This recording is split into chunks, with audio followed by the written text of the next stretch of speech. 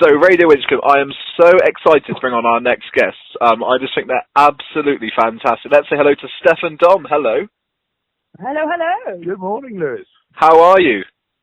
We are very well, thank you, sir. And how are you? And happy birthday, everybody. Thank you so much. Honestly, it's so nice for you guys to take the time to talk to us, because I just think you're fantastic. You're just so entertaining to watch. And going back to obviously when you first appeared on Gogglebox, your lives literally changed because the entire nation just fell in love with you. Did you ever anticipate that you would become so loved and almost kind of the face of the show? It's very, very strange. If I won't lie, I think we were fully anticipating everybody to do exactly the opposite. To be honest, I think we gave them enough ammunition to loathe us on first sight, to be honest.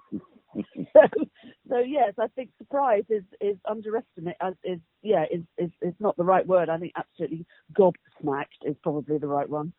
I think what people kind of took to was the fact that you said what everyone else was thinking. You were like every kind of family in the UK who sits and watches the TV. We all enjoy to have a drink, say exactly what you feel. And I think that's why people just took to you, because not only were you just hilarious to watch, you were just like everybody else as well. So we could relate to you.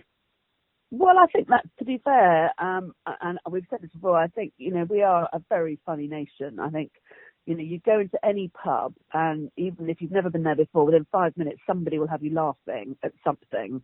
There's a warmth to the British humour and a darkness as well that I quite like. It's a very naughty.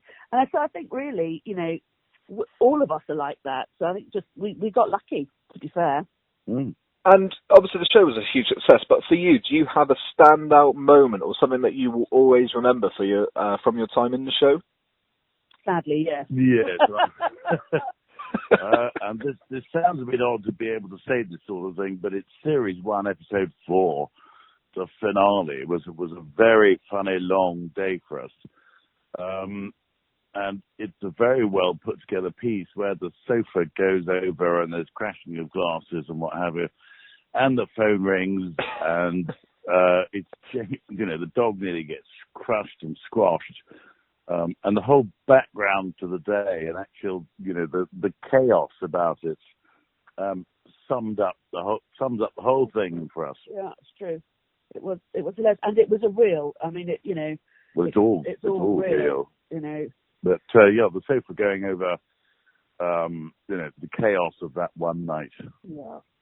I mean, I always used to read reports, and a lot of people say, Gogglebox isn't real, it's scripted.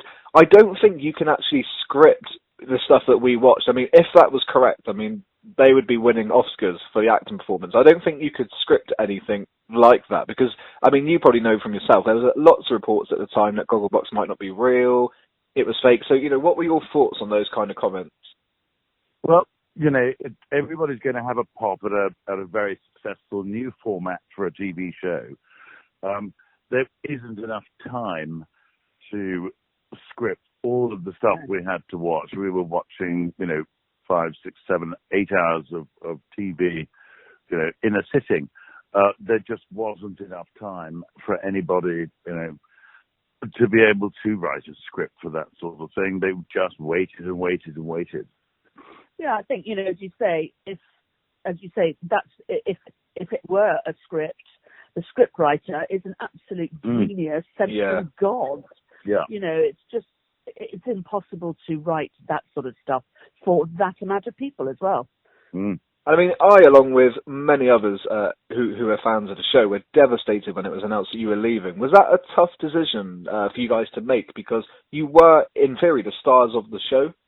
Well, I don't know. I think the show, there was somebody for everyone. And I think that's, again, one of the geniuses of this particular show is that, every demographic, if you like, is covered. Everybody feels that they are represented on the show. And every type of humour is represented.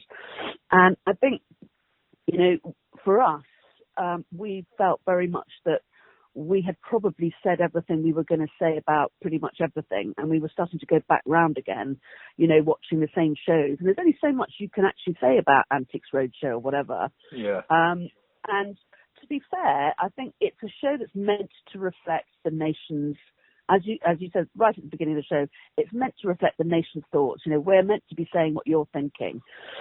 And so, frankly, there are hundreds and hundreds of other people out there that are thinking other stuff from what we are. So it was the right time for us to go, I have to say. I think it was the right thing to do, the right time for us to go. And, let somebody else have a go at it, because that's the essence of this show, really. And I mean, one thing I wanted to ask you, when I listen back to some of my previous radio shows, especially when my voice didn't break, I cringe listening to myself back. Have there ever been moments when you've watched yourself and think, oh my God, why did I even say that, or why did we do that? Every single time. Of that, there is no debate. Every episode. Yes, I do remember one particular quote when I was being asked what I would like to drink. And it involved Baileys and Red Bull and certain evening activities. And I really wish I had that one haunts us now. That one does haunt me, yeah. Yeah. Yeah, it does.